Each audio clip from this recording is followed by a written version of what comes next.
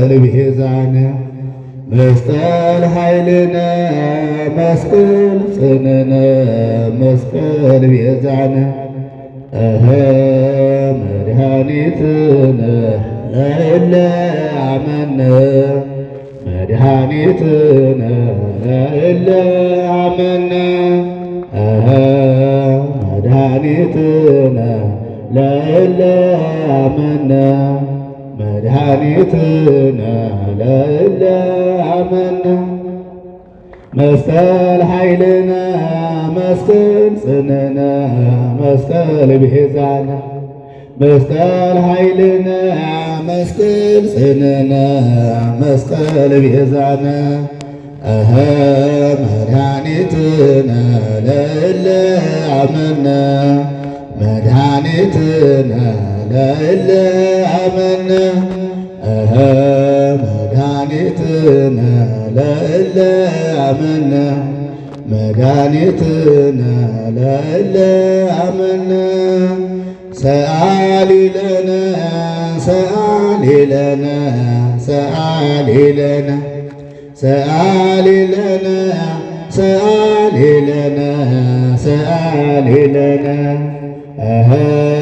ማርያም እመብዙኃን ማርያም እመብዙኃን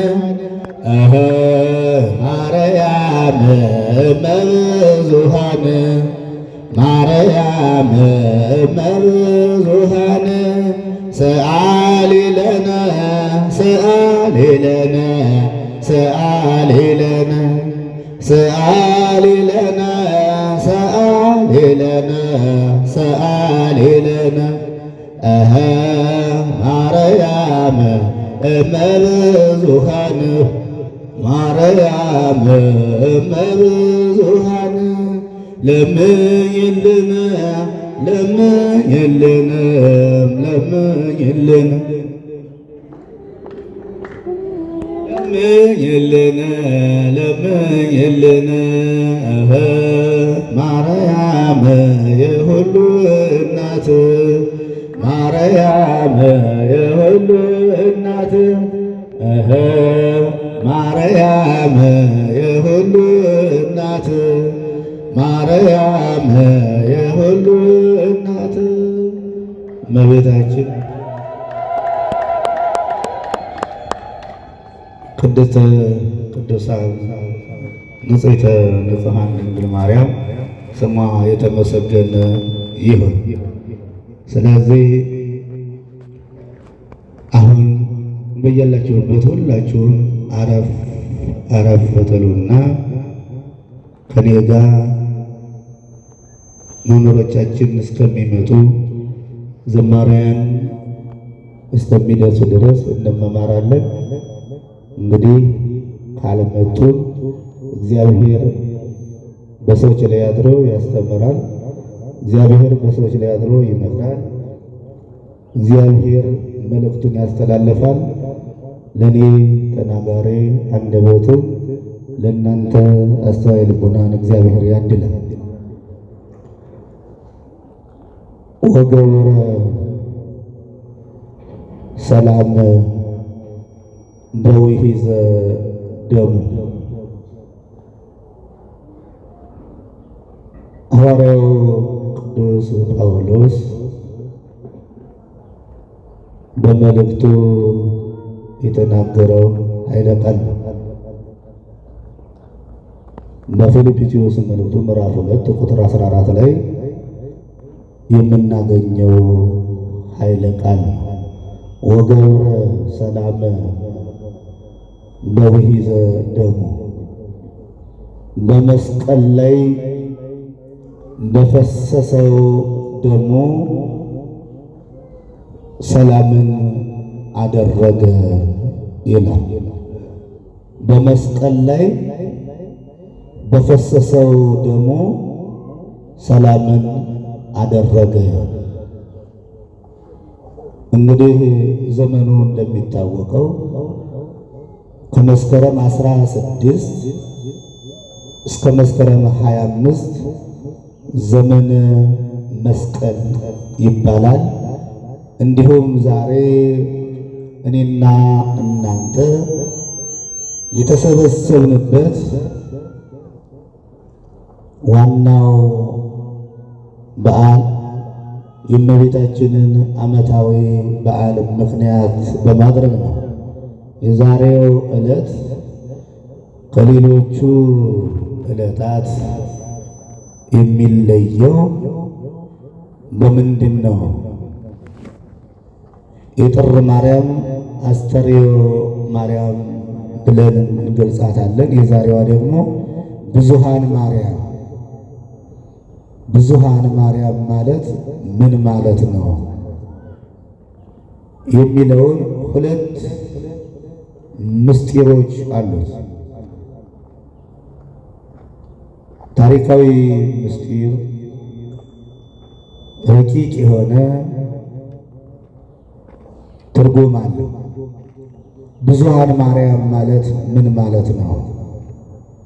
እንደሚታወቀው በሀገራችን በኢትዮጵያ በሰሜኑ ክፍል በግሸን ደብረ ከርቤ የጌታችን የመድኃኒታችን የኢየሱስ ክርስቶስ ቅዱስ ሥጋው የተቆረሰበት ክቡር ደሙ የፈሰሰበት ቅዱሳት የሆኑ እጆቹና እግሮቹ የተቸነከሩበት እነሆ የቀኝ እጁ ያረፈበት ግማደ መስቀሉ በቅድስት ሀገር ኢትዮጵያ በግሸን ደብረ ከርቤ ይገኛል። ስለዚህ ይህንን በረከት ለመሳተፍ ከዚህ በረከት ለማግኘት ከሁሉም ከአራቱም አቅጣጫ ከምስራቅም ከምዕራብም ከሰሜንም ከደቡብም ከአራቱ የኢትዮጵያ ክፍሎች ብዙዎቹ በየት ይሰበሰባሉ? በግሸን ደብረ ከርቤ። ለምን? የልጇን የወዳጇን መስቀል በረከት ለማግኘት። ስለዚህ ብዙኃን ማርያም ማለት ብዙዎቹ የሚሰባሰቡበት፣ ብዙዎቹ በአንድነት በዓሉን የሚያከብሩበት እመቤታችንን እና በዓለ መስቀሉን ምክንያት አድርገው የተሰበሰቡበት ዕለት ስለሆነ ብዙኃን ልክ እኔና እናንተ በዚህችው ቅድስት ቤተ ክርስቲያን አምሳለ ኢየሩሳሌም የሆነችዋን ቤተ ክርስቲያን ምክንያት አድርገን ተሰብስበን እግዚአብሔርን እንደምናገለግለው ሁሉ በግሸን ደብረ ከርቤ የጌታችን የመድኃኒታችን የኢየሱስ ክርስቶስን ግማደ መስቀሉን በረከት ለመሳተፍ ብዙዎቹ ይሰበሰባሉ። አንዱ ይህ ነው፣ እናየዋለን። ሁለተኛ ደግሞ 318ቱ ሊቃውንት ወልድ ፍጡር ከመለኮቱ ብሎ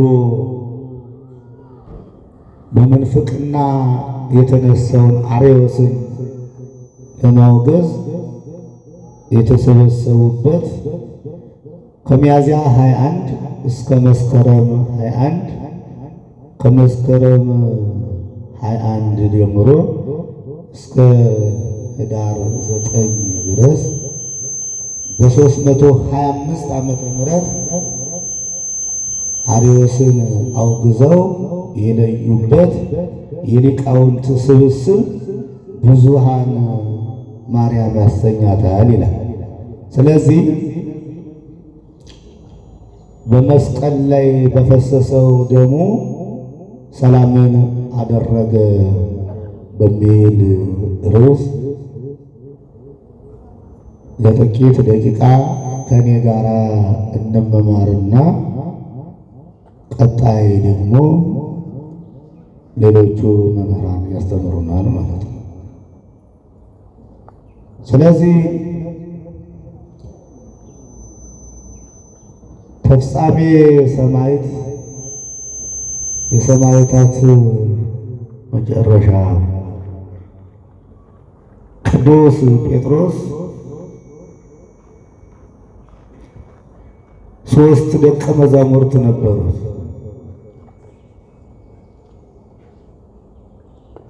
እኒህ 3ቱ ደቀ መዛሙርት አንዱ አኪላስ ይባላል፣ ሁለተኛው እለእስክንድሮስ ይባላል፣ ሶስተኛው አርዮስ ይባላል። ከኒህ ከ3ቱ ደቀ መዛሙርት መካከል አርዮስ የተባለው መጽሐፍ አንባቢ ምሁር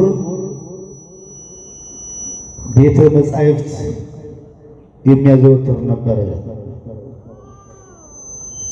እና ከዕለታት አንድ ቀን መጽሐፈ ሰሎሞን ሲያነብ አርዮስ ማለት ነው። መጽሐፈ ሰሎሞን ሲያነብ ምን የሚል አገኘ? ትቤ ጥበብ ፈጠረኒ የሚል አገኘና ተጠራጠረ። ንባብ ይገላል፣ ትርጓሜ ያድናል የሚሉ አበው ለዚህ ነው። ንባብ ይቀትል ወትርጓሜ ይሃይ። ትቤ ጥበብ ፈጠረኒ የሚለውን ንባብ አገኘና ወልድ ፍጡር በመለኮቱ ብሎ ክህደቱን ጀመረ። ወልድ ፍጡር ነው እንጂ መለኮት አይደለም ማለትና ካደ። ከማን? ከቅዱስ ጴጥሮስ ተማሪዎች ከ3ቱ አንዱ። ልብ ብላችሁ ተከታተሉ። የቅዱስ ጴጥሮስ ተማሪዎች ናቸው 3ቱ። ከ3ቱ አንዱ አርዮስ ነው። ጌታውን የካደ ፍጡር ነው ብሎ ስለዚህ መጽሐፍ ሲያነብ ትቤ ጥበብ ፈጠረኒ የሚለውን አገኘና ወልድ ፍጡር እንጂ ፈጣሪ አይደለም ብሎ ካደ። እኒያ 2ቱ ጓደኞቹ ሄዱና ለመምህራቸው መምህር ሆይ አሉት፣ ይህንን ሰው ጥራና ምከረው፣ አስተምረው፣ ክህደት እየፈጸመ ነው፣ ወልድ በመለኮቱ ፍጡር ነው ብሎ ክዷልና ጠይቀው አቅርባ አስጠርቶ መምህሩ ልጅ አለ፣ እኔ አላስተማርኩህ፣ ወልድ ፍጡር ነው ብዬ አላስተማርኩህ። አንተ የኔ ተማሪ ነህ፣ ከመጽሐፍ አላገኘኸው ወይ? እኔ አላስተማርኩህ፣ ከምን አግኝተህ ተናገርከው? ተናግረኸው እንደሆነ አትድገመው አለ መምህሩ። አልተናግረኸው ከሆነ ተወው፣ አትናገረው።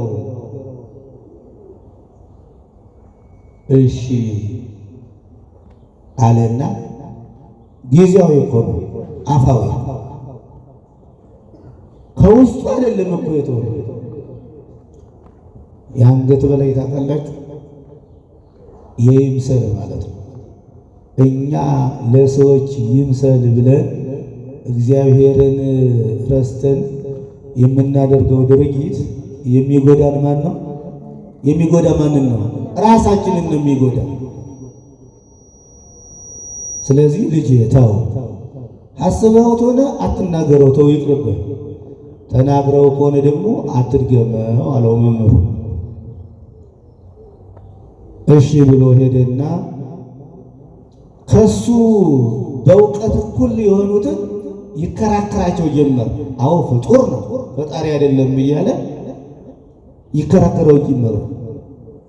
ከሱ በታች በእውቀት አነስ ያሉትን ደግሞ ያስተምርበት ጀመር። ይህንን የክህደት ትምህርቱን ማለት ነው። አሁን ዛሬ ብዙሃን ማርያም ናት ብለናል አይደል? ብዙሃን የተባለበት ምክንያቱ ምንድነው የሚለው መስከረም ጥቅምት ማርያም ነው፣ ህዳር ማርያም ነው፣ ታኅሳስም ማርያም ነው። የዛሬዋ ብዙሃን ናታ። ብዙሃን የሚል ስያሜ ያለው ለምን?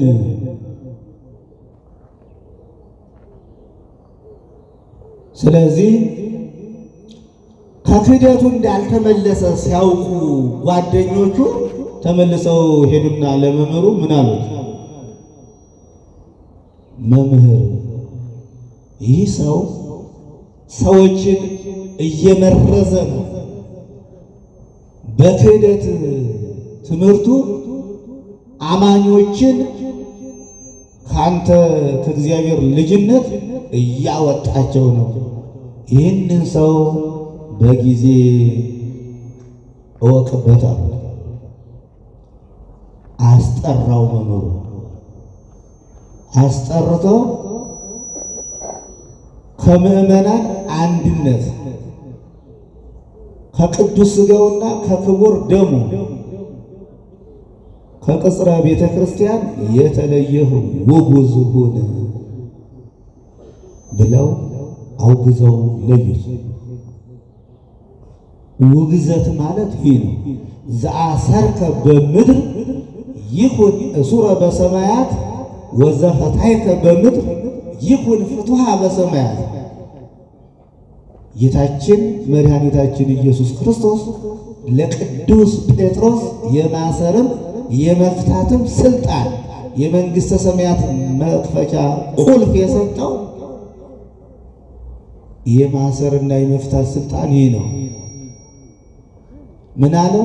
ከቅጽረ ቤተ ክርስቲያንም እንዳትደርስ ከምዕመናን ኅብረትም የተለየህ ሁን፣ ቅዱስ ሥጋውንና ክቡር ደሙንም እንዳትቀበል ብለው ውጉዝ ብለው አወገዙት። አሁን በብሂል አንዳንድ ጊዜ አለው ውጉዝ ከማሪዎስ ሲሉ ሰምታችሁ አታውቁ? አሪዎስን እንዲያደርገው አውግዘው መምህሩ ለዩት። ያን ጊዜ ቀን አይጥለው ጠጅ አያሰክረው የለምና ከመምህሬ አስታርቁኝ፣ አጥፍቻለሁ፣ በድያለሁ አለና ሽማግሌ ወደ መምህሩ ወደ ቅዱስ ጴጥሮስ ላከ። ከልቡ እኮ አይደለም። አሁን ቀን አይጥለው ያለ እኮ ተጸጽቶ አይደለም።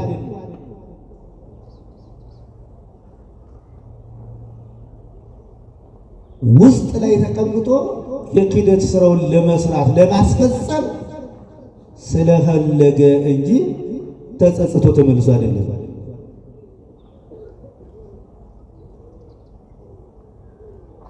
እርሱ ግን መስሎ ወይም አስመስሎ በውስጥ በቤተ ክርስቲያን ውስጥ ቁጭ ብሎ የክህደቱን ትምህርት ለማስፈጸም ስለፈለገ ነው። የሚሳነው ነገር የሌለ ቸሩ አምላካችን ቅዱስ ጴጥሮስ እውነት መስሎት ሽማግሌ ሲልክ ሽማግሌዎችን ቀን ቀጥሮ ሰዓት ሰፍሮ በዚህን ቀን በዚህን ሰዓት ነው እሺ ብሎ ላካቸውና ሌሊት በጸሎት እግዚአብሔርን ሲጠይቅ አደረ ይላል።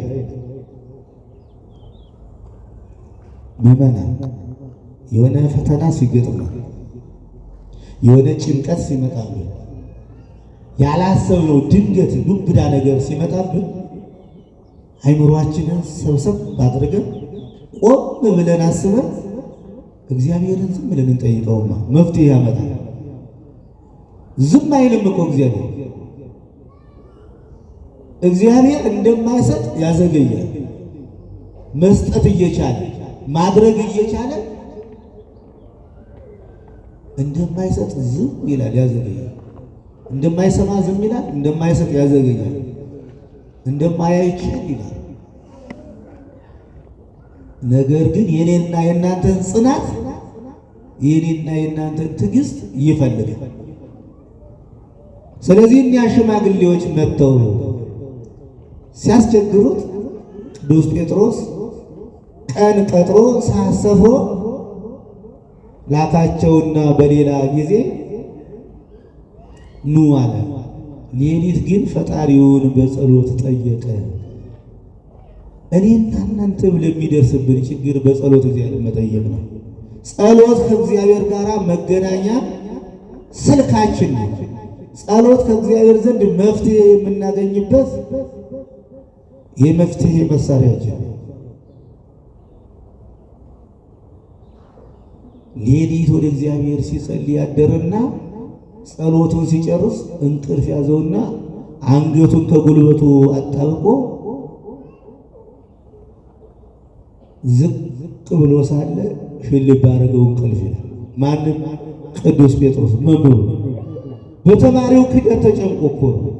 የመምህሩ ጸሎት ቅድመ እግዚአብሔር ደረሰና ጸሎቱን ጨርሶ አንገቱን ከጉልበትና ጉልበቱ ስር ደፍቶ ሳለ እንቅልፍ አሸለበው። ያን ጊዜ ጌታችን መድኃኒታችን ኢየሱስ ክርስቶስ የተቀደደ ልብስ ለብሶ ፊቱ ላይ ቆሞ አየው። በራእይ ነው። ከቃሉ ጋር ናቸው። በራእይ ነው። አንተ ጌታዬ ኢየሱስ ክርስቶስ አይደለህምን አለው ቅዱስ ጴጥሮስ። አዎነኝ። ልብሱ ምን ብሏል ብያችኋለሁ? ተቀዷል። መኑ ሰጠጥ አለ ልብስከ፣ ልብስህን ማን ቀደዳት አለ። በራእይ ነው ይሄን የሚነጋገሩ። አርዮስ ሰጠጥ አለ ልብስ ወፈለጠኒ እም ሕይወቴ፣ አርዮስ ልብሴን ቀደዳት። ምን ማለት ነው?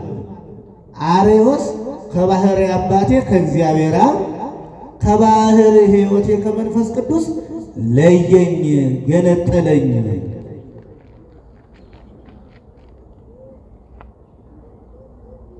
ስለዚህ አንተ እውነት ከልቡ የተመለሰ መስሎህ የሽማግሌዎችን ቃል ሰምተህ ቀን ቀጥረህ ዘሰዓት ሰፍረህ ልካቸዋል።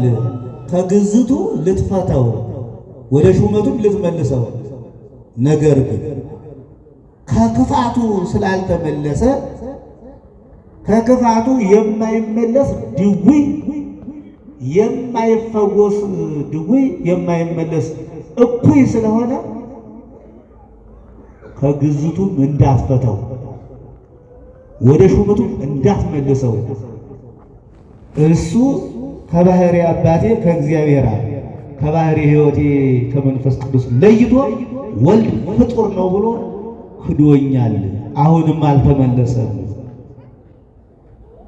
አያችሁ፣ እግዚአብሔር በቅዱሳን ሊያድሮ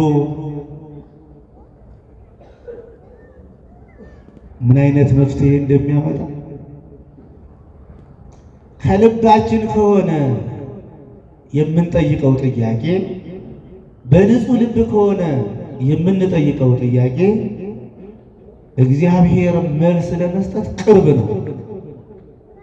በህልሙ እኮ እንደ ሰው ነው ያነጋገረው፣ በእውናችን እንደምንነጋገር አድርጎ። ቅዱስ ጴጥሮስ ሽማግሌዎችን ቀን ቀጥሮ ልኳቸዋል አይደል? ይህን ቀን እንድትመጡ ብሎ። ጌታችን መድኃኒታችን ኢየሱስ ክርስቶስ ግን እንደማይመለስ የአርዮስን ልቦና ስለሚያውቅ ቅዱስ ጴጥሮስ ደግሞ የሽማግሌዎችን ቃል ተቀብሎ ከግዝቱ እንደሚፈተው ወደ ሹመቱ እንደሚመልሰው ተዘጋጅቶ ሳለ ስላወቀ የተቀደደ ልብስ ለብሶ በራእይ ተገለጸለት። ልብሳችን ከዚህ ነጠላ ላይ ግማሿን ብትቆረጥ ሙሉነቱ ቀር አይደለም። እሱን ከባህሪ አባቴ ከእግዚአብሔር አብ ለይቶ ከባህሪ ሕይወቴ ከመንፈስ ቅዱስ ለይቶ ፍጡር ነው አለኝ ፈጣሪነቴን ረሳኝ። የዓለም ፈጣሪ ሆኜ ሳለ የዓለም ንጉሥ ሆኜ ሳለ የዓለም ገዢ ሆኜ ሳለ እርሱን ፈጥሬ እየመገብኩት እያኖርኩት ያለ እኔ መሆኔን ረስቶ ፍጡር ነው አለኝ። ስለዚህ የማይመለስ ይጉይ የማይፈወስ ድዊ ነውና እንዳትመልሰው። አንተ ጊዜህ ደርሷል፣ ትሞታለህ። ካንተ ቀጥሎ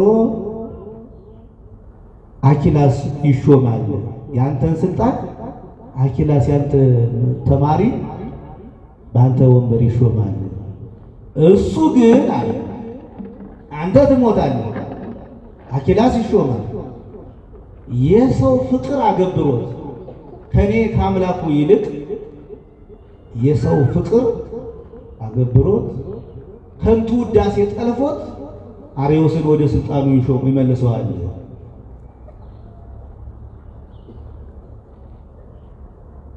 ስለዚህ እሱ ከኔ ይልቅ የሰው ፍቅር ከኔ ይልቅ ከንቱ ውዳሴ ስለፈለገ በስድስተኛው ወር ይሞታል፣ ይቀሰፋል።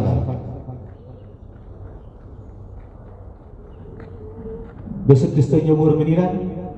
ይቀሰፋል። ምን ስለሆነ? ከእግዚአብሔር ሕግ ስላፈነገጠ የእግዚአብሔርን ሕግ ትቶ የሰዎችን ፊት አይቶ ለሰዎች ስላደላ። ስለዚህ እግዚአብሔርን ረስተን ለሰዎች የምናደርገው ድርጊት ሰዎችን ብለን እግዚአብሔርን ወደ ኋላ የምንተው ከሆነ እግዚአብሔር ሲቀጣ በማይታይ ዱላ ነው የሚቀጣ። በዓይን በማይታይ መቅሰፍት ነው የሚመጣው። በረሃብ ይቀጣል፣ በረሃብ አለንጋ ይቀጣል። ለሰው ዓይን በማይታይ በውስጥ ደዌ ይቀጣል። ሰዎች አይተው እንዳያዝኑልን በውስጥ ደዌ እየቀጣ ሰላም ነስቶ ከቤተሰብ ጋር ሰላም ጠፍቶ የመሟቻ ጊዜውን እስከሚመኝ ድረስ ሰላም ይነሳል። እንዲሁም ቀጥታ ደግሞ ይቀስፋል፣ ይቀጣል። ስለዚህ አርዮስ ይቀሰፋል። እኔን ትቶ የሰው ፍቅር አገብሮት አኪላስን አርዮስን ወደ ስልጣኑ ይመልሰዋል። አንተ ገዝተው ሳለ እሱ ይፈተዋል። ነገር ግን ይህን ቢያደርግ የሚጎዳ እሱ እንጂ ማንም አይደለም። በስድስተኛው ወር ይቀሰፋል። ከዚያ በኋላ ለእስክንድሮስ ይሾማል። እሱ ግን የብዙሃን ማርያም ምስጢር እሱ ግን ብዙዎቹ ሊቃውንት ከየሀገሩ ይሰበስብና በትምህርቱ ተከራክሮ ረድቶ አውግዞ ይለየዋል። ስለዚህ ከግዝቱ እንዳትፈተው የተመለሰ መስሎ እንደሆነ አልተመለሰም አለና ጌታችን መድኃኒታችን ኢየሱስ ክርስቶስ ለቅዱስ ጴጥሮስ ይህን ራእይ ገለጸለት።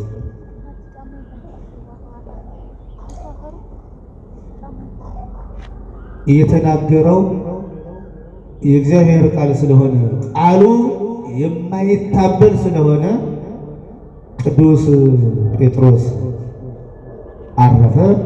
አኪላስ ተሾመ። የቅዱስ ጴጥሮስን ስልጣን ተረከበ። አርዮስን አውግዞ የለየውን ቅዱስ ጴጥሮስ እሱ የሰው ፍቅር አገብሮት ወደ ስልጣኑ መለሰው፣ ከግዝቱ ፈተው። ልክ በመንፈቁ አኪላስ ሞተ። ቀድሞ እግዚአብሔር ተናግሮታል አልተናገረውም? ተናግሮታል። በመንፈቁ ሞተ። ሲሞት ማን ተሾመ? ለእስክንድሮስ ተሾመ። አሁን ለእስክንድሮስ ሲሾም አውግዞ እንደገና ለየው። ቀድሞ መመሬ ቅዱስ ጴጥሮስ ምንም በማላውቀው ነገር አውግዞ ለየኝ ከማህበረ አንድነት ከማህበረ ክርስቲያን ከቤተ ክርስቲያን ከቅዱስ ሥጋውና ከክቡር ደሙ። ነገር ግን ወንድሜ አኪላስ ደግሞ ምንም በደል እንደሌለብኝ እውነታውን ተረድቶ ወደ ነበረው ክብሬ መልሶኝ ነበረ። ዛሬ እሱ ሲሞት ለእስክንድሮስ ደግሞ ምንም በማላውቀው ነገር አውግዞ ለየኝ ብሎ ክስ አቀረበ። ክሱ ለማን ቀረበ? ለንጉሱ ለቆስጠንጢኖስ። ንጉሱ ደጉ ንጉስ የእሌኒ ልጅ ለመስቀሉ መገኘት ምክንያት የሆነው ቆስጠንጢኖስ ለእስክንድሮስን አስጠራና አባቴ አላቸው፣ ክስ ቀርቦበታል። ማን ነው ከሳሹ? አርዮስ ነው አሉት። እሳቸው አዎ። አይ እርሱማ መምህሬ ቅዱስ ጴጥሮስ ከእግዚአብሔር በተሰጣቸው ትእዛዝ በእግዚአብሔር አምላካዊ ትእዛዝ ከልቡ የማይመለስ ድውይ የማይፈወስ ድውይ የማይመለስ ጊጉይ ነውና እንዳትፈተው፣ ከግዝቱ እንዳትፈሰው፣ ወደ ስልጣኑ እንዳትመልሰው ብለውኛል። ስለዚህ ይህ ሰው የማይመለስ ክፉ ነው፣ በልቡ መርዝ ያዘ ነው፣ ውስጥ ሆኖ ቤተክርስቲያንን የሚሸረሽር ጸረ ክርስቶስ የክርስቶስ ጥላት ነው። ይህ ሰው ሊመለስ አይገባውም ብሎ ለንጉሱ ለቆስጠንጢኖስ መልሱን ሲያቀርብ ጥሩ ተባለ። አርዮስ የለም ሰፈር ለሰፈር ዙረት ሄዷል። ቅዱስ ለእስክንድሮስ የተናገረው ቃል እውነታ መሆኑን ንጉሱ ተረዱና በል ማድረግ ያለብህ አሁን እኔ አዋጅ አውጅልሃለሁ አሉት። አዋጅ አውጅልሃለሁ፣ ህዝቡን እንዳጠቃላይ ይሰበሰብ። አንተ ደግሞ አባቶችን ከየሀገረ ስብከታቸው ጥሪ አድርግ። ከዚያ በሊቃውንት መካከል አውግዘህ ለየው አሉ። ደስ አለው። ለምን? ከንጉሱም ስልጣን ትእዛዝ አገኘ። ከላይ ፈጣሪ የነገረው ራእይ አለ የአባቱ የመምህሩ። ቀጠለና በዚያ ላይ ቆስጠንጢኖስ ንጉሱ የሀገሪቱ መሪ ተጨመረለት።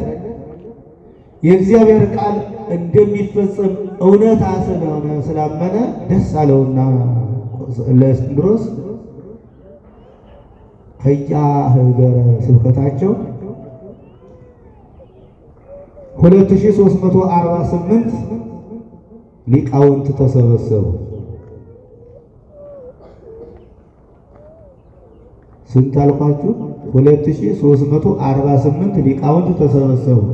የነዚህ ስብስብ የነዚህ አንድነት ብዙሃን ማርያም አሰኛት፣ የብዙዎቹ እናት፣ የብዙዎቹ ዘውድ፣ የብዙዎቹ መመኪያ፣ የብዙዎቹ እናት ማርያም ብዙዎቹን ያሰባሰበች የእመቤታችን በዓል ከሚያዝያ 21 ጀምሮ እስከ መስከረም 21 ድረስ ስብሰባ አደረጉ።